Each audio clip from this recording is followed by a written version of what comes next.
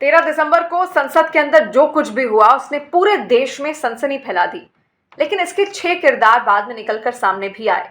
ये 6 किरदार थे नीलम, मनोरंजन, इसके अलावा ललित का नाम सामने आ रहा था, विक्की और सागर। सागर एक ऐसा व्यक्ति था जिसने संसद की रेकी भी की थी।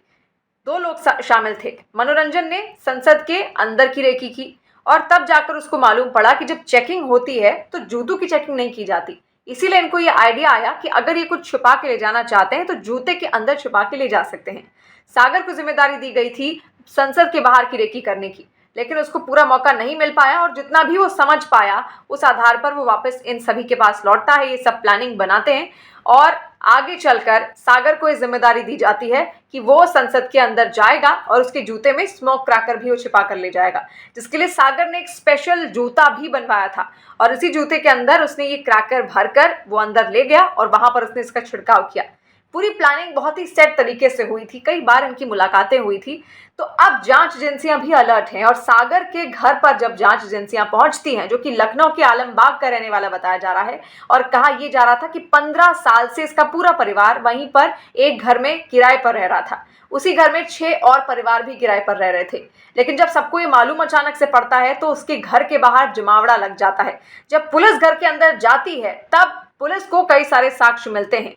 हाई स्कूल और इंटर का सर्टिफिकेट तो मिला ही है सागर का, और साथ साथ एक 2 साल पुरानी डायरी भी मिली है। और इसी 2 साल पुरानी डायरी में सारे राज दफन हैं कि आखिर उसकी सोच कैसी थी और ये जो प्लानिंग उसने की कैसे की, इस साजिश तक वो कैसे पहुंचा, उसकी मानसिकता इतनी आखिर कैसे बदली, इतनी हिम्मत उसकी कैसे हुई कि संसद के अंदर जाकर वो स्मोक क्रैकर का छिड़काव भी कर देगा।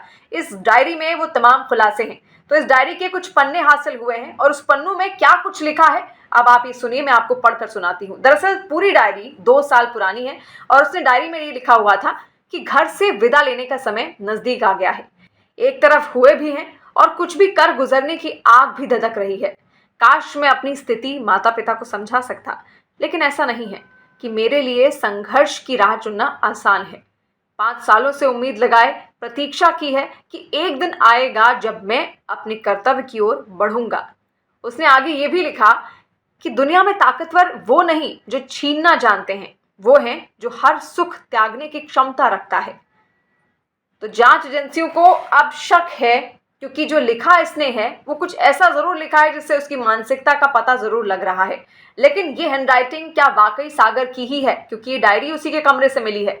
तो सागर की ही हैंडराइटिंग से अब इसको मिलाया जाएगा और कोशिश की जाएगी कि हैंडराइटिंग मैच हो, और अगर मैच होती है तो उसके बाद सागर से और ज्यादा सवाल जवाब यहाँ पर किए जा सकते हैं। इसके अलावा हाई स्कूल और इंटर की मार्कशीट भी सागर की यहाँ पर मिली है और सोशल मीडिया का जो आखिरी पोस्ट था सागर का, वो भी उसने कुछ ऐसा ही किया था जिसको पढ़कर ऐसा लग रहा था कि वो कुछ बड़ा करने वाला है। उसका जो सोशल मीडिया का आखिरी पोस्ट था उसमें उसने ये लिखा था कि प्रयास करना जरूरी है, फिर चाहे आप हारें या जीतें।